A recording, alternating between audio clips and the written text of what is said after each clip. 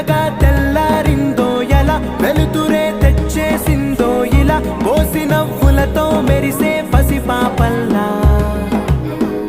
చేదతో బావులలో గలగల, చెరువులో బాతుల ఈతల కళ, చేదుగా ఉన్న వేపను నమిలే వేళ.